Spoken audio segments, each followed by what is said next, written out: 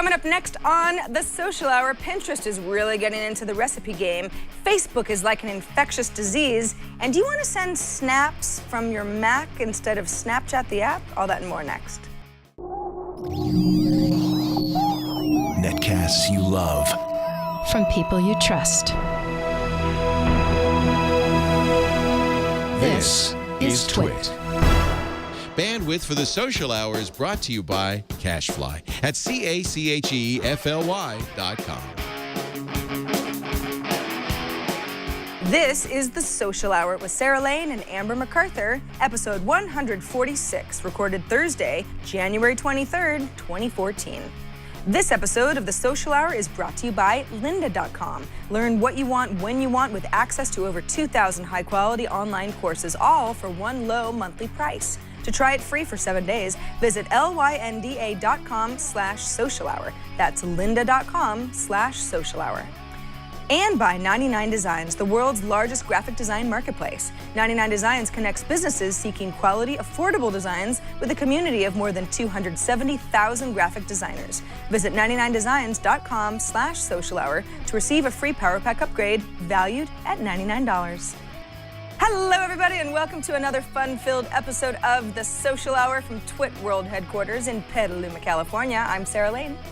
And I'm Amber MacArthur, and I would love to tell you that I was in Canada, which I am, but I don't really want to promote that I'm a Canadian right now because of some of the trending topics on Twitter that include Rob Ford and a pop star who shall remain nameless, because these two Canadians are really giving us kind of a bad reputation in the social media world and beyond, Sarah. Well, I have it's not a good thing. And as we discussed before the show, that you had apparently promised somebody that we would not go into detail about either of these people, and that is fine with me. However, I will say that Canadians have enjoyed a pretty impeccable reputation up until recently. So maybe it's time to show the world that not everybody is friendly and polite. I think this is the time, although I didn't think we would do it with such brute force with two individuals who are stealing the headlines for their constant substance abuse, their inability to drive sober, and many other things. But nonetheless, it's not a great day to be Canadian, especially if you're in the social media world. But, I'll be back down in the States soon. Hopefully it's better. Yeah, well, yeah, now you know what the rest of us feel like all the time. All the time. Bunch of comedians. All right, well, let's start with some of our top stories. We've got a bunch of Facebook stories, but I thought we could at least start with something a little bit more fun. And this is Pinterest launching a recipe search engine. They had acquired recently a company by the name of Punchfork. So what it looks like Pinterest is doing, and this makes perfect sense to me, really, is to integrate a little more of that. Not just, hey, pin pictures of food, but there's a back end to it. You've got a recipe section. You have different categories when you want to pin something, the types of different recipes: vegetarian, gluten-free, paleo, that sort of thing. So I think that this gives the incentive for people who are very, very interested in not just collecting recipes, but have a specific diet, are foodies. There's a whole big community of people who want to talk about food online, and I think Pinterest, up until now, sort of provided a place for them, but this is more of a direct solution. Yeah, I think it makes a lot of sense. And just based on this article, when you look at the percentage of content that is really related to food on Pinterest, I mean, it grew to almost 18% in the fall of 2013. Yeah. So when you look at how many people are sharing food-related content, you see that something like this, a search engine of sorts, makes perfect sense. Now, Sarah, do you remember a couple of months ago, we had a photo that we talked about on the show? I think it was on Wired magazine, and it was like the science behind Pinterest photos, and it was the most shared photo ever on Pinterest. And of course, it was food, right? Yep, that's right. So they really realize, I think, more and more that's such a big part of their audience. But I wonder what this will do to some of the recipe sites that are out there in terms of giving them so much competition, because traditionally those sites have really been ahead of the game and have enjoyed a great deal of success over the past few years. Yeah, especially since Pinterest, I mean, it's almost as if anytime Pinterest gets some attention for a certain kind of thing, whether it's home improvement or recipes or wedding dresses or whatever it is. I'm starting to make it sound like a girl site again, but you know, people say, oh, it's perfect. Pinterest is the perfect solution. I never knew that I had at my fingertips. So I think you're right. Pinterest is for anything. This sounds like what they've done, and you know, it took them about a year after acquiring Punchfork to actually roll out what the acquisition was all about. So they've obviously been working behind the scenes to make sure that it looks great.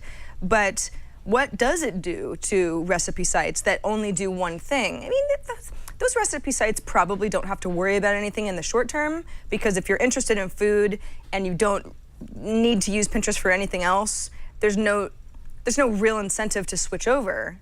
But I wonder long term how much it'll eat away at established properties online.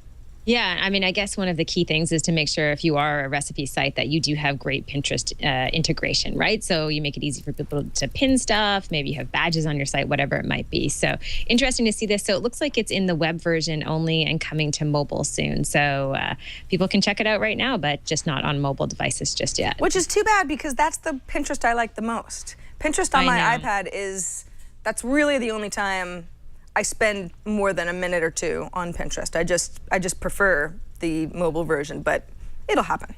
Yeah, it's perfect. Now, this next headline that you found, Sarah, I have to ask you, are we saying GIFs or GIFs? Have we decided? Well, I know it's a bit of a controversial topic, but I think if you want to say it appropriately, then the answer would be GIF. Okay. If you want to talk about peanut butter, the answer would be GIF. And I don't think that the creator of GIFs knows what he's talking about, because apparently he says to call it GIF, and I think that he's a little confused. He's confused. Okay, so we're gonna call it GIFs. I'm with it. You call it whatever you want. It's like I've done it one way for too many years. I can't back down now. I can't. Yeah.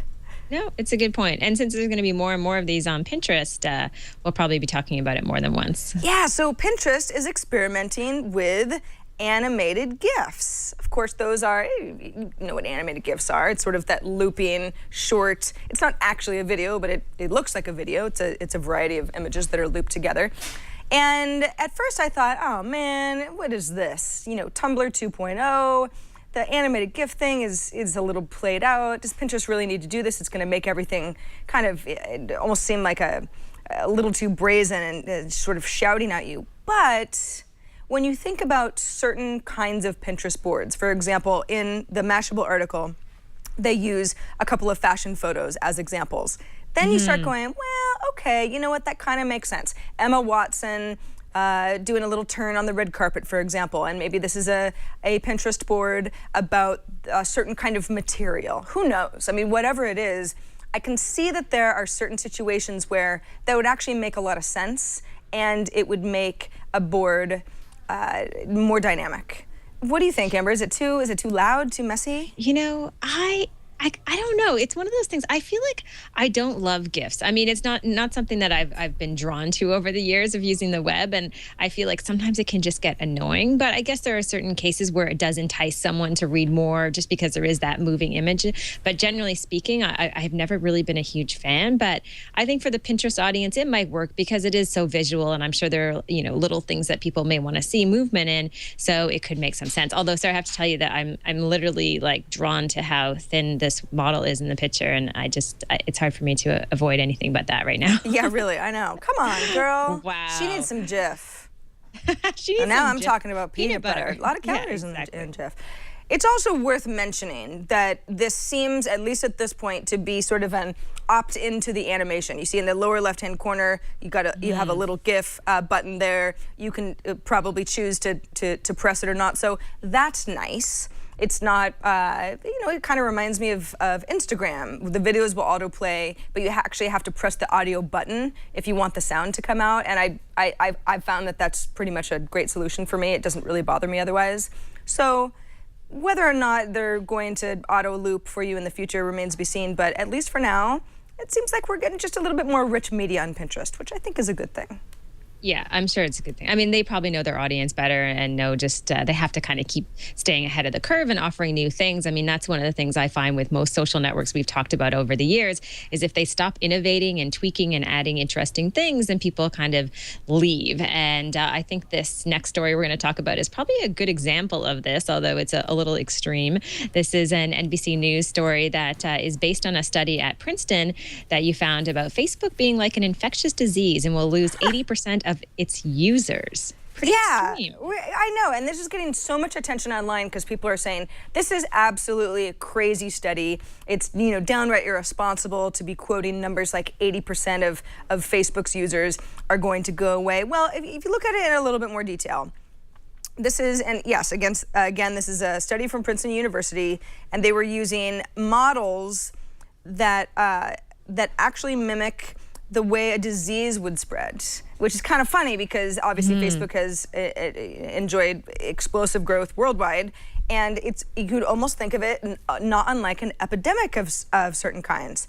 The research says that ideas are kind of like diseases, the way that they spread infectiously between people. I agree with that part of it, but then it goes on to say, well, they eventually die out. Idea manifestors lose interest with the idea, they no longer manifest the idea, and then that can be kind of thought as turning into an immunity to that idea. So putting all of this data in one place, Princeton says, yeah, 80% of that peak user base is going to die out between 2015 and 2017, and by the time we get to about 2018, 80% of those people will move on to something else. Okay. 80% is really, really high. I mean, we're talking billions and billions of people here. So yeah, that's a little nuts. However, well, potentially billions of people because Facebook's still on the rise. However, okay, that's not going to happen by next year. I agree with that. I think this is an overblown version of what probably is reality over the next 10 years, let's say. Am I looking out too far? I don't know. It's interesting because I didn't realize I was talking to someone yesterday and we were talking about the 10th anniversary of Facebook, which is coming up on February 4th, which is hard to believe that Facebook has been around for 10 years. But it's interesting. I don't think they're going to get to the point of losing 80% of their users in the next couple of years. But I do think not only are they going to lose users, but more interestingly, there are so many people who just seem to want to kill Facebook, right? Yeah. Like studies that they're doing just to kind of explain that, Facebook's success is over. They're on the, they're going downhill as far as the number of people who are using the service. So it just feels like, I don't know if they can win. Once people feel like it's time for you to die off or over you, I think it's a hard thing to really come out of. So I don't think they'll get to the 80%, but I think they have a really tough battle ahead of them, especially as companies and researchers want to try to pull them down. I mean, this stuff is not helping them at all. Imagine a headline like this: Facebook infectious disease will lose 80% of users. I mean, that's the last thing you ever want to see. Yeah, that's ever very true.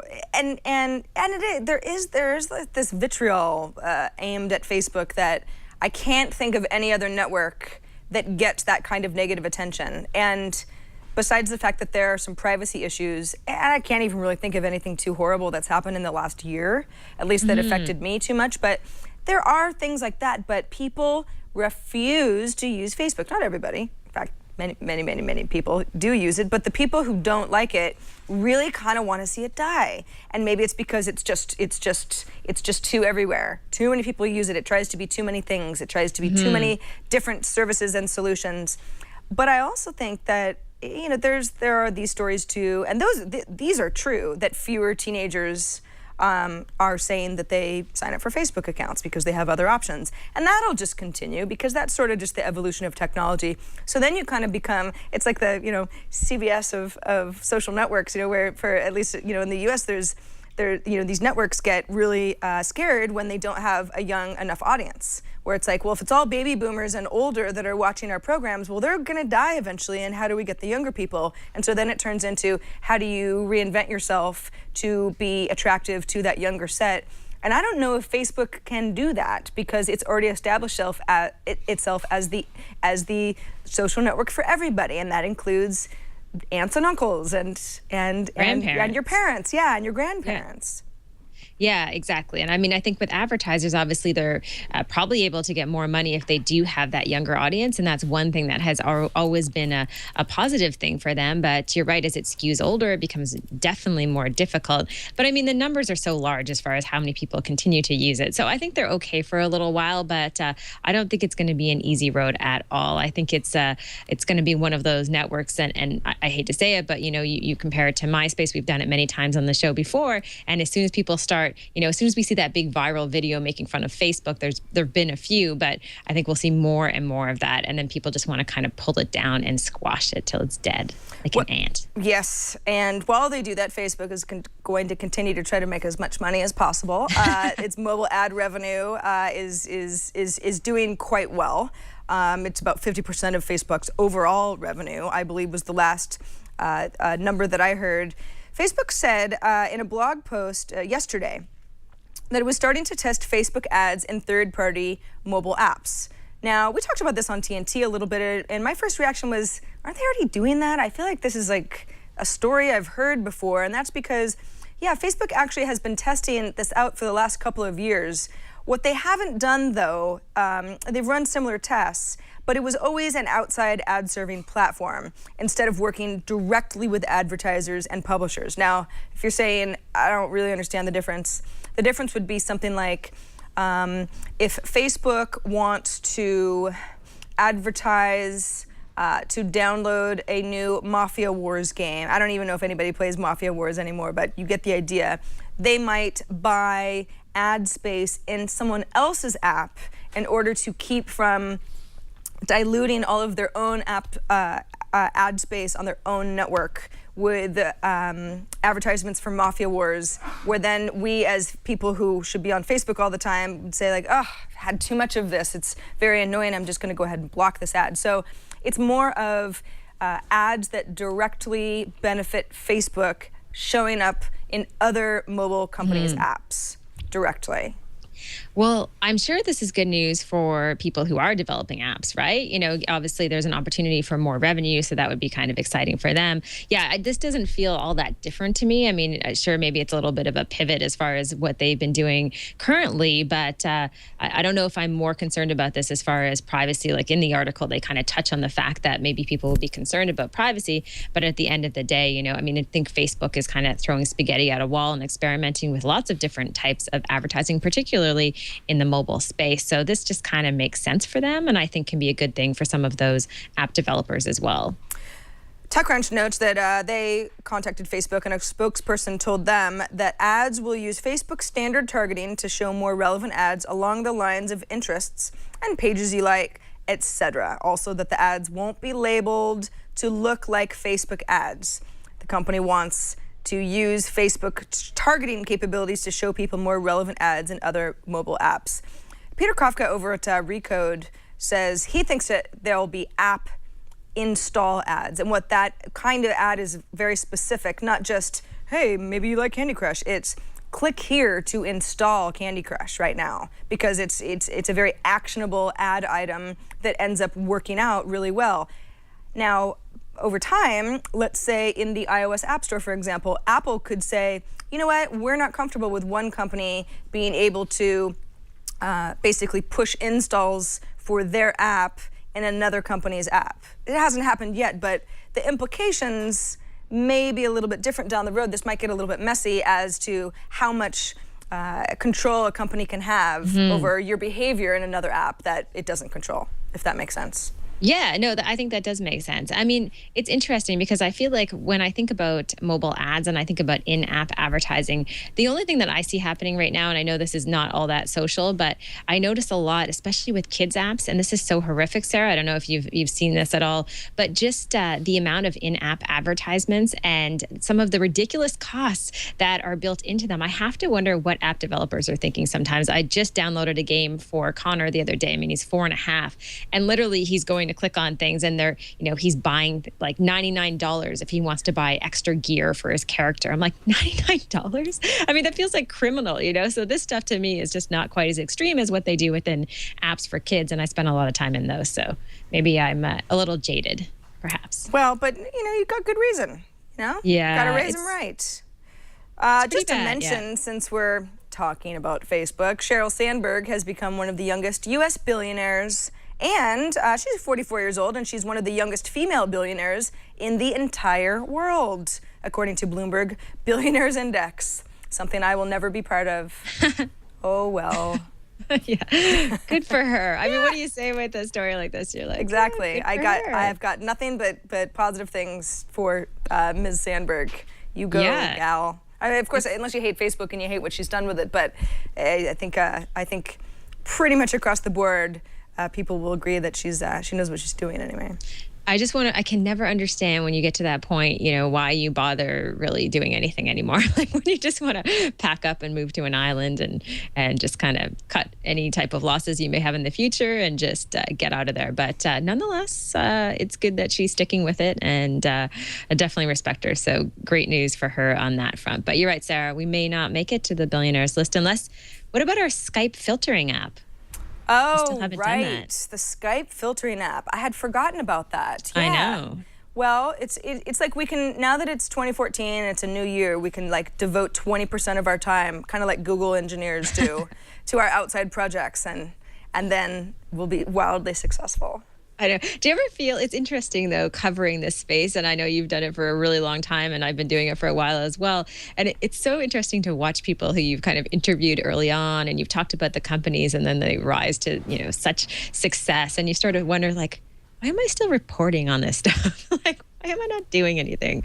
But nonetheless, just an observation. I think that's a really common feeling, and I've actually heard people I think we could, call us being in the media industry. I mean, we're in the tech industry as well, but I would consider us more on the media side of things. You do get a lot of people who say, I'm tired of reporting on, everyone's fortunes, everyone's building these tangible things, and they're changing the world, and we're kind of on the sidelines talking about it. And, that's, who's stopping us? It's true, Sarah. Skype filters. This could be our year. Watch out, Sheryl. That's right, Sheryl. Bloomberg Billionaires Index. Make room.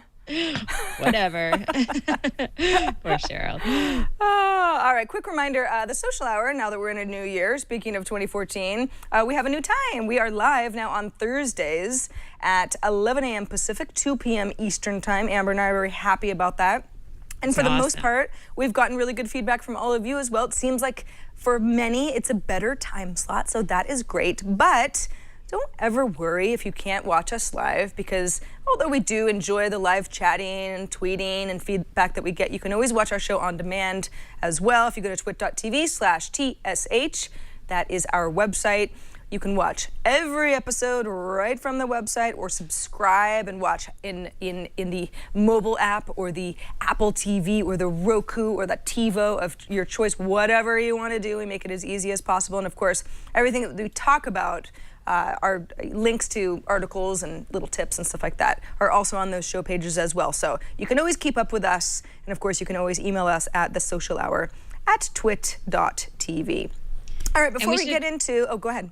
I would just say we're also family friendly. I just got a tweet from Nate who says that he is multitasking tonight, watching Social Hour with Amber Mack and Sarah Lane, with his 9-year-old next to him playing or watching Minecraft videos. So it looks like we're family friendly too, Sarah. I am happy to hear that, and I hope that your 9-year-old does not follow me on Twitter.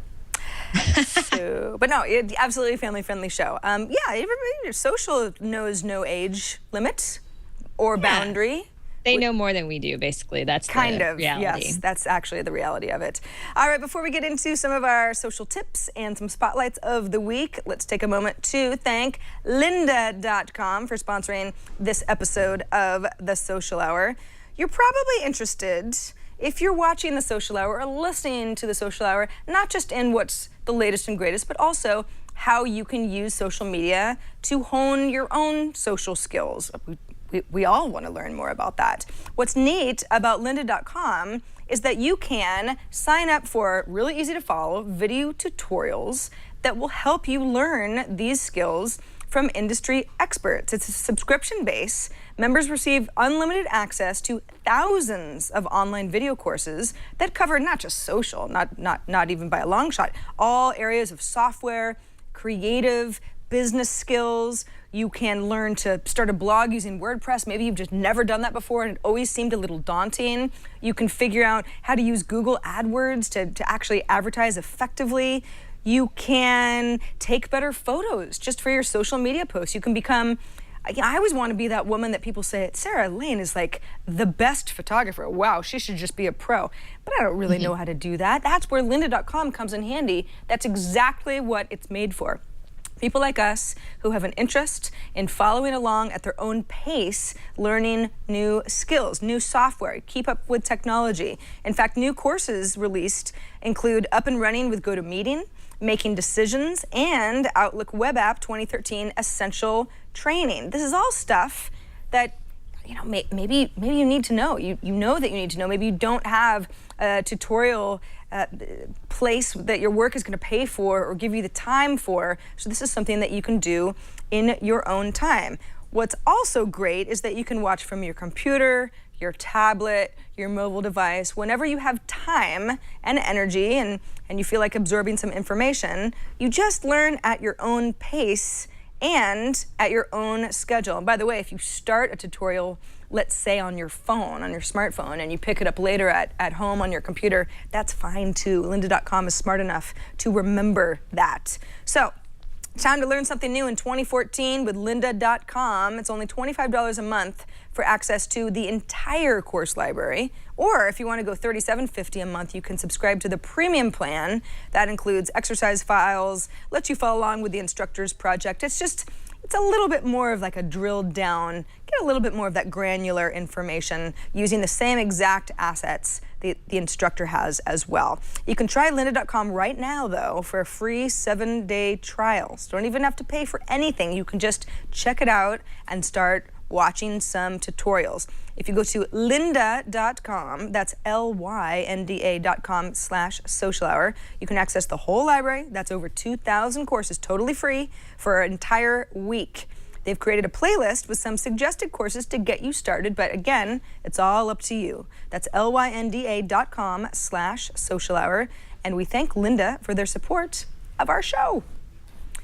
Okay, what is our social marketing spotlight of the week? All right, Oscar Mayer is doing something kind of creative, one of the most unique campaigns I've seen in a while, and this is all happening on February 7th. And there's a hashtag to go along with this campaign. It's called #TweetToLease. Now, it is focusing on an Oscar Mayer car that looks like a hot dog. This is 27 feet long, 14,050 pounds, and you can get a chance to basically drive around in this car for a day. They supply the driver, but you have the car for 8 hours. And they've done a fun little video to go along with this as well to be able to promote the contest. Huh. So this is the video. They are showing off what looks like, it looks like a slick new car campaign, right, Sarah? It does. Yeah, it's exactly what it looks like. Driver who demands function. Turns out it's been a while. Introducing the 2014 Oscar Mayer Wienermobile. I want it. I want it. I want it. I The want one. Wienermobile. Give it to me. I don't know what you would do with this for 8 hours, but yes, tweet to Lisa if you want to take part in it. They're going to randomly select a winner. Like I said, you get it for 8 hours. And the article on Ad Age is kind of interesting. I don't know if you had a chance to read it, but towards the end, they talk about how, I don't know if they used to have these Wienermobiles as part of the company, and they're kind of resurrecting them to appeal to the social media audience. So I thought that was kind of neat. Yeah. Clever in a weird way. It's hey, listen, if you make a little mini into a Wienermobile, you're gonna get a thumbs up from me. Yeah, you can't really go wrong, right? Yeah, I don't know how much it's going to sell hot dogs, because I assume that that's the real point of all of this. But I don't know, Amber, are you a hot dog like I can't even talk about hot dogs with any sort of intelligence at all, because I don't know who eats them. Am I a hot dog fan? fan? Not really. I can't remember the last time I even had a hot dog. I'm sure there are a lot of people out there who are big fans, so they'll be totally into this. But it does feel like they have the perfect type of product, and they have this great history with the automobile that they would appeal to a social media audience, right? I mean, it's kind of the funniest things. It looks like in the article they gave Wienermobiles in the past to social media personas, and they say like hashtag hell on buns. I don't even know if this is a true story, but they've been having a lot of fun with this and experimenting with it. Will it help them build their brand? I mean, how do you measure the success of this? That's sort of where I would love to get a little more information about it. But if you get judged for being unique, I guess they kind of win the game. I guess so, yeah. We have a couple people in chat saying Wienermobiles are not new, you guys. They've been around forever. But the giving away of Wienermobiles via Twitter that's new to me anyway. And yeah, I think that's a good question. How do you measure the success of the campaign? What do you do if you're Oscar Mayer, the company? Do you just check engagement, the number of times that your brand is mentioned, and see if it has to do with the Wienermobile? I don't know. It certainly gets me smiling. So I guess it's it's a little bit of a goodwill thing. Exactly. And the thing is, like I mentioned, I mean, I know those Wienermobiles have been, I can't believe I keep saying this. Like, how am I not laughing as we say this every time? But anyway, I know Wienermobiles have been around for a long time. And I think that's kind of part of the point, in the sense that you have these companies that have a long history, and they're kind of resurrecting things from their history. And another perfect example of this is when Lucky Charms cereal went and they took their television ads that they did in like the 70s or 80s, and they auto-tuned them for a YouTube audience, right? And I think that's kind of cool, seeing people basically take a little bit of the old and kind of revamp it for a new generation and a new audience. And in that case, I think it's kind of an interesting idea, not to forget about your history altogether and just go with something entirely new, but bring it into the fold as you try to appeal to a new digital and socially savvy audience. Jen Coco in chat says, they should allow you to drive a Batmobile instead. I bet there'd be more takers for that. Have you seen the Wienermobile? Come on, the Wienermobile's awesome. Batmobile's... it's cool, but it's no Wienermobile. It's too common, Sarah. Yeah, you need something bright that's gonna, scream mustard. That's what I'm looking for in my life. Batmobile, a little 2012 for my taste. Okay, on to our spotlight. This one actually is a suggestion from Sean, who wrote in and said, I enjoy traveling and flying, but I can't always remember what flight I have coming up or what I've been on. I found an app that acts as a tool, but also acts as a social way of flying. I can see where my friends have flown or are flying too. This app is called Flying, and it's actually from the makers of, what is it, Seat 4A or Seat 4B, which is the service that helps you look and see what, if you're trying to figure out, oh, I want a seat with the most leg room, or I definitely don't want a seat next to a bathroom. You look it up and see what kind of plane the layout is before you get on it. Is that Seat Guru, Sarah? Or is it called Seat 4B or something like that? It is, yeah. It's, you know what, let me just look it up. Seat 4A. I'm thinking of something different. Yeah, no, you are, but it's same idea. Same idea. Yeah, Seat 4A. But this app has been out since December 30th, or at least that was when it was last updated. I haven't heard of it, but I went ahead and downloaded it. It's free, so no harm. And my main problem is that clearly, and sorry, forgive my tea here. My main problem is that none of my friends are really on this app. If I go to flights, I've got a nice empty feed here. I can go ahead and add a flight for myself. Now, that doesn't seem like anything that's particularly helpful for me besides just jotting it down. But if you use something like, what's the gosh, what is the matter with me today? I can't think of anything. The service that helps me remember my flights. It's a service. Oh, is it TripIt? TripIt, yeah, thank you. When you have something like that, that sort of integrates into my life without me having to enter anything specifically. So something like TripIt will pull from an email, will know that that's an airline information, and then you add it to your calendar, that sort of thing. But this is, I guess, a little bit for posterity, and also to remember what routes you took and when. But more importantly, then it kind of turns into what routes your friends took. Now, again, I've got a few friends because I found them just by looking up friends in my settings area, but there's not much to see. You've got some sort of little travel pack stuff. You can, I've become friends with a couple of people. I mean, I guess over time, this will start getting interesting because that is a little ticker that shows that I've flown exactly 0 miles since using this app. But over time, as I tend to jot things down, I will maybe enjoy, I don't know, an 8,000 number or something like that. I guess, Amber, I don't know if this is just a little bit too niche for most people. I don't really like flying that much, and I fly a lot less than you do. Is this the sort of thing that you would get a kick out of? Like, if you're going to fly anyway, let's figure out how to enter the data and start getting some interesting metrics out of it? Yeah, I guess if I flew, I do fly quite a bit, but I'm kind of like you, Sarah. I don't love flying, to be honest with you. I find it pretty horrible. Out of everything that I do in my work, it's the thing that I enjoy the least. So I don't know if I want metrics, but for people who fly a ton and who are really into this type of thing, but I think you're right. It's a very small percentage of people. It's like the people who are flying, maybe 100,000 miles a year or something like that, and they have some really great stats, like Johnny Jett, who I think you know. Yes, if you use this, it would be kind of neat and interesting, right? Because of the frequency of how much he does travel.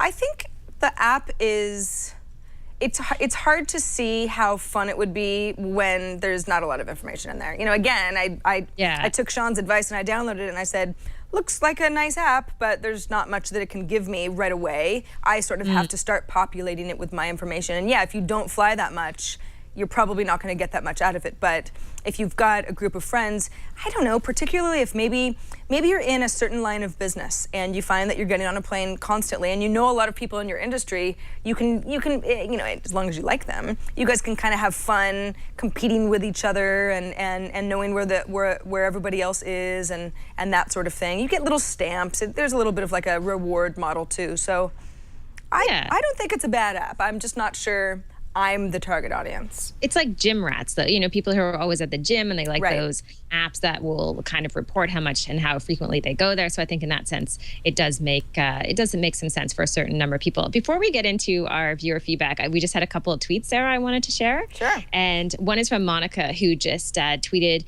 me over an article from Time, who did write a post that says Facebook isn't about to lose 800 million users. And the article dives into why that is and kind of says that they even had a statement from someone at Facebook who said that research study was totally ridiculous. And they go on to talk about why the infrastructure at Facebook is much more advanced than anything MySpace ever had and blah, blah, blah, blah. So if you want to read kind of the other side, that's a good one to go to. And then Nate wrote back to say that we made his 9-year-old look up and smile from Minecraft and that she can be very hard to impress. So all right, the 9-year-old. We got the 9-year-old to smile. Awesome. Thanks, Nate. Always a good thing. Thank you, Nate. All right, we got another email from Matt in New York who has a Twitter question. He says, how do I market my blog versus marketing myself? It seems like if you want your blog to do better on Twitter, many people recommend using the blog editor's full name rather than making a generic Twitter account for the site, similar to how @Mashable on Twitter became Pete Cashmore's Twitter account. The issue is, I don't want my name to be the Twitter front for the blog because I have a presence for my day job and I don't want to confuse the two. I'd love to hear your thoughts on best practices and what your advice may be. That's a great question, actually. I think a lot of people run into this, right? Mm-hmm. They definitely don't want to kind of mix channels and they want to separate things more than some people do. And I think in this case, especially because Matt mentions that he does have a professional job and he doesn't want his name out there, I think it makes perfect sense to market around whatever his handle is as far as promoting that blog. The only thing I would say, Sarah, is that I feel like it has to be something pretty catchy, right? In the sense that, Mashable obviously has a big brand, but Mashable itself is just a great Twitter username. So he has to do something that is really catchy and maybe uses that everywhere. Like look at Scott Stratton, who we've had on the show before. Mm-hmm. He goes by @Unmarketing everywhere online because he has a really popular blog and then a book @Unmarketing. So the reality is it can be done, but you just have to, I think you have to push a little bit harder and try to brand yourself even more beyond just Twitter too. Yeah, I think if I understand Matt's question, and it was worded a little strangely, but what do you, if you have a new blog and you obviously have your own name and maybe this is a side project, how do you choose what to call it? That blog's presence in other places, is it your name because you're obviously the same person? Yeah, do you come up with a clever idea that's sort of all-encompassing for your blog? I've wondered about that too, Amber. For years I've thought, well, I've got saralane.com. I mean, that's my name. I'm never going to get rid of it. And at least if I use that as some sort of jumping off point to what I'm doing lately, it makes sense. But it's not all that catchy or exciting. And I know a lot of people who blog and or tweet and or have many presences in a variety of places on the web that is, like John Gruber and Daring Fireball. That's one of those things where it's like, I don't actually. There's probably a story of where that name got chosen. I don't know the story though. But it's like I know exactly what that means when someone says that. I'm like, I know exactly the kind of content. I know exactly where to go. Makes perfect sense to me. And that sort of happens over time because it's more of a reputation thing. So maybe that's sort of the answer that I'm getting at is it's more of what you do behind the name rather than the name itself that's most important. Yeah, and I think you got to kind of push that much harder, right? If you decide to not use your name, because sometimes people by default may just look your name up and they find you and they follow you. But if you're using your blog name or a kind of a new handle, something you create, then you just have to work harder to be able to brand it that way. But there are plenty of examples of how it can be done. And I think for someone who has a job where they do have some professional work that they don't want to kind of mix those channels, then I think it makes a lot of sense to come up with a different handle you use online. There are people I know, Sarah, I don't know if you have the same experience where I sometimes, not that I don't know their real names, but I know their Twitter handles. And so I just call them by that. There's a woman in my neighborhood and I know her name, but she goes by @Wallabina and I just cannot I call her Wallabina everywhere. So it can be done, but it requires a little more effort, I think. Yes, and I think even though it's a little bit confusing, I think that's a really mark of a successful moniker, right? Yeah, it really is. Kevin Rose's wife, her name is Daria, but she goes by Summer Tomato everywhere. And I mean, it's all I can do not to call her Summer because it just, it works. It works. It's a great name. I never forget it. I know what her name is, but I just think of her as named Summer. So. Yeah, so choose something that you will still want to use 3 or 4 years down the road. I mean, be clever, but maybe not too clever in the sense, Summer Tomato is really cute. My friend Wallabina, you have @unmarketing. I mean, those are things that they don't kind of wear on you over the years and they're cute and they're memorable. So I think you just have to put some thought into creating a name like that you're good with. And that becomes your handle on all the different sites you use to be able to promote your blog. All right, Amber, we got another email. Lots of email this week, but this is a good one from Leela. She forwarded something that she thought, listen, it really applies to both of us because there's cats involved, so Sarah's happy, and there's sneezing involved, which Amber has a history of doing live on this program. It's true, and I heard someone sneeze in the studio like 15, 20 minutes ago. That was not me, just for the record. Oh, really? It wasn't me either. Maybe it was Jason Howell. He's had some allergies this week. Okay. But anyway, this comes from the Cheeseburger Network, and it is a compilation of cats in mid-sneeze. 26 cats that are just about to sneeze. And I'm just going to put that right there because I don't even know what to say. I mean, it just makes itself great. I don't even know. I'm totally speechless. Wow. Just gets It kind of looks like a human in mid-sneeze, Oh, yeah, that guy. It's not an attractive look, even for a cute little cat, right? No, it's not. It's definitely not. Oh gosh. Oh, that guy had a really good sneeze. Okay, for our audio listeners, you need to check this out. But let me just say there's a lot of teeth. Kind of a snarly look. A little snarl. Sometimes the eyes are kind of squeezed shut. Yeah, it's I don't know. Every once in a while, I think we've really exhausted the animal meme on the internet. There's nothing left. Ooh, Grumpy Cat even made it in here. Good work. Oh, Grumpy Cat but then you come out with a compilation of 26 cats sneezing, and I say, nope, there's a lot left. There is tons left. There's so much potential, really. Leela, you know how to make my social hour really wonderful. I swear, we have not had an episode in the past 40 episodes that did not feature cats or dogs. So for pet lovers, this is definitely the show for you because there's a lot of that. Exactly. Very cool. Mid sneeze. Okay, don't catch me mid sneeze. If we're ever on the show, I'm going to hide my face because that's not pretty at all. It's pretty bad, actually. Yeah, me too. It hurts, sneezing is, you pull a muscle or something. It is not all right, good. let's move on to, there's actually a tweet that we got that works in our viewer feedback, doesn't it? Yeah, it sure does. This is from Kulas Eisfeld. I don't know if that's their real name, but at Laguna Beach on Twitter, who just sent us a tweet to ask us what we thought about this situation. This is taking place in the UK right now from an organization called TalkSport. And this is a media company, as far as I understand. And it looks like one of their presenters, Stan Collymore, was being attacked on Twitter. Some pretty abusive messages that involved a lot of inappropriate comments, including death threats, racist tweets, and it kind of goes on from there.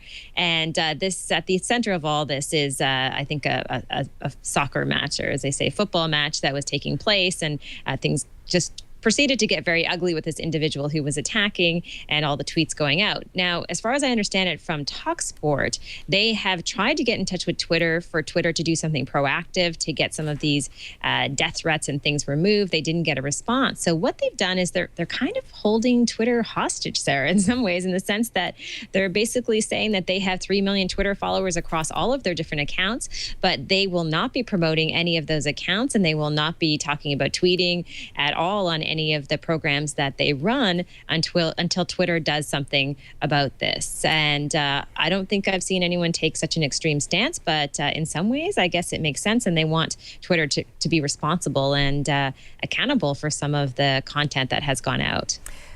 This is something that this particular version of the story has obviously gotten some attention, and we're talking about it as well. But this is something that I hear pretty regularly is, either an individual or a company will say, hey, listen, Twitter, you need to be responsible for stuff that's going out. I mean, yes, we know you're just the means to allow people to express themselves, but there has to be some responsibility taken. And Twitter doesn't always respond. I mean, I think in some cases the company will, if they feel there's enough attention around it and they have no choice.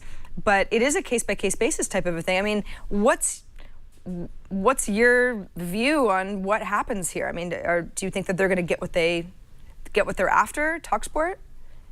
Yeah, I don't know. I mean, I had just finished reading the book Hatching Twitter, and one of the things I do remember from the book, and I can't remember which one of the founders had said it, but the gist of it, based on Nick Bilton's story about the beginning and the early days of Twitter, is that the company itself didn't really want to get in the middle of a lot of these things. They sort of saw Twitter as a platform in many ways for people for free speech. I'm not saying that these things are should necessarily be included under that, but it sort of said from day one they never really wanted to meddle that much if they didn't have to. They didn't want to take a stance one way or another. But I think it's hard for them to, there's got to be so many of these issues. I mean, I think it might be just a situation where, are they able to just keep up with how often this happens? Like, think about the number of tweets that go out on a regular basis. How can they possibly do something about everything? And should they? I mean, can they? I don't know. Yeah, I guess that's the bigger question is, you can't possibly just make everybody happy, because there are a lot of things that are going to be said that just we're not all going to agree on what a good, appropriate tweet is. But that said, yeah, then you get into these conversations about, is that harassment? Is that the fault of the user? When does Twitter have to intervene? And I don't know what the answer is. I'm sure that this is a big headache, because you have, if it's a radio station, I mean, this is not just like some person in whereversville complaining that somebody else is saying stuff. I mean, this is an organization who's saying, okay, we're organizing a Twitter boycott because this social network refuses to accept the fact that they need to do something. And I don't know. I feel like Twitter is so big that these sorts of stories are kind of a dime a dozen. And it doesn't make them not important, but I'm not sure that it really clamps down on the way that Twitter works at all. I know. And it's not like it's exclusive to Twitter. I was speaking at an education conference a couple of months ago, and I had a bunch of teachers and administrators come up to me after the conference, and they had mentioned that there are these groups on Facebook, and they're called like Spotted Ad or something like that. And they're at a bunch of different schools, at least in Ontario, where I live. And what will happen is that students are taking really embarrassing and unflattering photos of teachers doing things or of students, and they're kind of making fun of them a bit and bullying them, and they're putting these up on what look like almost like official school pages, and it's just focusing on like Spotted doing this, and it's all embarrassing, it's all horrible. But I emailed Facebook to try to see if they had any stance on that and if they were doing anything about it, and I didn't hear back. They said they were going to look into it. They're aware of problems like this, but in some ways, they're not as proactive, I think, as people would like them to be, and I think it hurts them a little bit in the long run. But I don't know. I don't have the solution at all. I don't either. Well, if there's an update, whether it's good or bad, for this particular story, we'll make sure to include it on a future episode of the show. Reverb Mike says in chat room, well, if somebody says something offensive using a Heil microphone is a type of microphone. We have them all over here at Twit. What do? You boycott Heil microphones? Well, it's not exactly the same thing, but yes, I see the point. It's who gets blamed. Yeah. I have one of those microphones, and I'm not going to say anything offensive, just so you know. Better not. We're going to take away that microphone. There's a 9-year-old Stop using them. I have one at home, too. It's quite lovely, actually. It is beautiful. Yeah. We want to hear from all of you. Obviously, you help make our show better each week because it's a community effort. We're all very social. You can write us at thesocialhour@twit.tv. You can leave us a voicemail, 2626 SOCIAL. That's our Google voicemail box. Would you keep those messages to 30 seconds or less if you leave one? I know that can be kind of a challenge. Maybe if you just look at a stopwatch or something, because we get some great feedback sometimes, but it's just a little long to add into the show. So that's sort of the magic number, 30 seconds or less. You can record a video as well. The same time applies. Upload it and send us a link, and we'll be sure to feature it in a future episode. All right, well, we get ready for Amber's Rad or Fad. Let's take a moment to thank 99 Designs, also a sponsor of this episode of The Social Hour. Okay, so let's say you've got a new company, you're excited, you've got a team, everybody's pumped, you want some like really cool t-shirts or business cards or some website splash page or whatever that really represents the company. But nobody on your team is really good with design, and you figure, well, we really want to look professional, but now what do? You like put out an ad in the classifieds? I mean, this is kind of difficult. How do you find that designer that's going to be awesome and not break the bank? That's where 99 Designs comes in, because it's the world's largest graphic design marketplace, makes it easy to get a design you love. What you do is you just go to the website and then you explain what you're looking for. Maybe you're looking for something, for your website, or for, some sort of a banner ad, or that t-shirt that I mentioned, even an app. Maybe you've got a great app idea, but you just have no idea how to make the design look awesome so that people take you seriously. 99 Designs, you tell them the design you need, you pick a price package that works for you, then designers say, okay, I'm interested in being part of this. They submit designs, you give them some feedback. Within a week, you pick your favorites, and then you own a gorgeous new design. You've paid for it, you've chosen it. It all happens with 99 Designs. So you have access to all these talented people that you just wouldn't have access to otherwise, and you really get to pick the best of the bunch. 270,000 designers are available to you, and there's no limit really on what you can get designed. If a design is involved, 99 Designs can help you. Projects start at just $199, and it's a 100% guarantee. So if for whatever reason things don't work out, you don't have to worry about that. You will pay for something that makes you happy. If you go to 99designs.com/social hour right now, you get a $99 power pack of services for free. It's a little free gift from us to you. That gives you more designer time.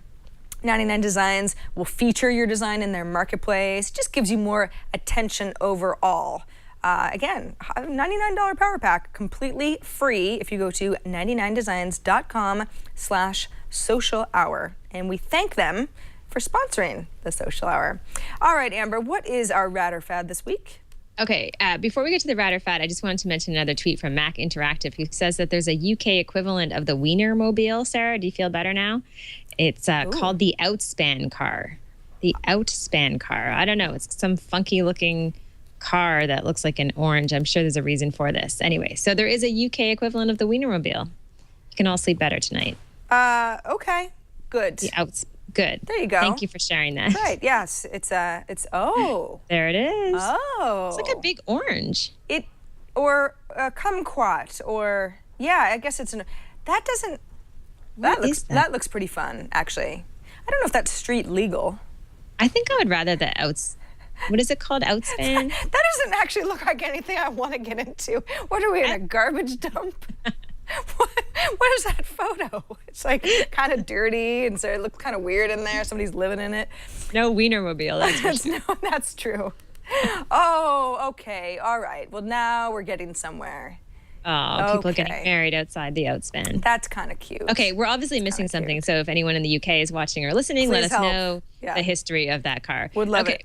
Yeah, we would love that. So, Sarah, I know you use Snapchat, so I'm kind of putting this rad or fad out and over to you because I don't use Snapchat. I've maybe used it once or twice. And for our rad or fad this week, I wanted to talk about a new tool called Snapped that lets you view and send Snapchats on your Mac. So it's made by a third party, and it's free to download. It's an unofficial Snapchat client, and Snapped is in beta, but basically if you're on your desktop, you can send people Snapchat messages. So it's from your Mac to someone's app, I assume. It's not just Mac to Mac. I see. So it's just one more way to quickly send a snap if you happen to be sitting at your desktop or laptop or whatever. Exactly. Well, okay. So I don't think it's a bad idea. I find less and less that there's something that I can't do on my smartphone because I'm sitting at my big computer. I mean, it's always right here, right next to me. And Snapchat works pretty well via mobile. So I don't know. I mean, do you find that there's ever something where you go, "Ooh, if only I had my phone handy, then I could do that. I wish there was an app that's more of a web-based or desktop app." I don't know. I was just talking to someone recently who was describing how their teen uses social media and saying that their teen never does anything on a computer anymore. Like never, ever, ever. Everything is done on smartphones or tablets. So in that sense, I feel like Snap is kind of interesting for a small percentage of people, but I imagine most of Snapchat users are primarily using their smartphones, and it may come in handy if maybe your phone is dead and all you have is your laptop with you, your Mac with you. But I don't know if it has. I mean, it seems like it's going the opposite direction of where Snapchat is heading, which is basically so much about the mobile experience. Yeah, entirely, right. really. Right, and that's the beauty, really, of sending photos or videos on Snapchat is that it's like, ooh, where's this person going to be? I just got a Snapchat from them, or a Snap. And if you're on your computer, well, laptops are certainly mobile-ish. So, but there might be a little bit less like fun of if I keep sending you snaps from my office chair. After a while you're like, Sarah doesn't really send very good snaps anymore. I don't really want her snaps to. are boring. Yeah, she's got boring snaps, and that's the last thing you want. You don't want to be the boring snapper. No, you're right, refuse. though. And also, Sarah, I mean, it's not like you can take. I mean, so many of the snaps that I see are often selfies, and I'm just going to demonstrate. Right now, if I were to take a selfie on my computer, on my laptop, what it might look like. Ooh, I already almost killed my mic. So it would basically look, like, how do you do this? Right, exactly. Right? I mean, it's not. It's just really. Yeah. It's not as easy. So, I don't know. I think it's a bit of a fad to pick up on. Sorry about that. A bit of a fad to pick up on a trend right now. So I kind of put it in the fad category. What do you think? Yeah, I think it's just capitalizing on a service that's really popular. That's what I think. It's providing a solution that I don't think anyone really asked for, Maybe every once in a while you'll be like, I've got to take a snap and my phone is dead. Somebody mentioned phones die a couple minutes ago in chat, and I guess that's true. Although I've got a phone charger right next to my desk, so I wouldn't be able to use that excuse either. It's funny how you mentioned there's so many solutions that we just don't even think to use beyond mobile. Not that long ago, I had to send somebody a sizable sum because it was like a deposit thing because I changed apartments via PayPal. And I was at my computer and my phone, for whatever reason, wasn't right next to me. And I'm like, I have to go get my phone. I have to send money to somebody. And it's like, I'm sitting at my computer and it took me a while to go, wait a second, no. Back in the day, I just open a new tab and I type paypal.com and I can do that still because I'm just so used to the app versions or the mobile versions of a lot of these kind of, like press 3 buttons and you're done. Especially with banking. It's so funny you say that because I do that all the time. I feel like I almost don't even know how to do online banking, but because I do everything on my mobile device, so it's all kind of mobile banking, right? So it's the same sort of thing. I'm like, if I'm paying bills or I'm sending someone money through an email money transfer, it's all on my smartphone. And if I have to go to the web and do it, it's exactly the same sort of thing. I'm like stumbling around. It seems like it's going to take forever, and I just hate that experience. So I don't know if computers are going to be obsolete, but more and more, I think we're dependent on our handy little mobile devices. Exactly, yes, to do all the hard work for us. So I think, in conclusion, I will go ahead and say Snapped for Mac is a fad. Yeah, a bit of a fad. Not like the Wienermobile. That thing's going to be around forever. No, and as far as what was the name of the funny orange thing? Somebody in chat says it's actually a brand of oranges. So it's like the Outspan. The Outspan, I guess that's the brand of oranges. So it's just a car version of orange. So Amber, you were right. That's exactly what it's supposed to look like. Oranges, and sometimes it poses next to people getting married, which is just, great. I hope they served a lot of orange things at their reception. All right, well, that's it for this episode of The Social Hour. Remember, we are now live on Thursdays, 11 a.m. Pacific, 2 p.m. Eastern Time. Thanks to everybody who is able to watch and listen to us live. However, if you can't, you can always watch and listen or do both. That's fine too. On demand, twit.tv/TSH is our website. Amber, anything interesting coming up for you in the next week before we do this again? I'm going to Arizona on Monday for an event for a couple of days, but that will be kind of fun. And then I'll be back in Toronto for the show next Thursday. And I'm just thinking as we're talking, Sarah, that maybe we should try to line up a couple of, at least 1 or 2 special guests, maybe the week before Facebook turns 10 and, do something fun on the Facebook story because that's a pretty big milestone in their career. Gosh, yeah, wow, 10 years if old. Facebook can have a career, yeah. Yeah. It's hard to believe. I think so. Let's do it.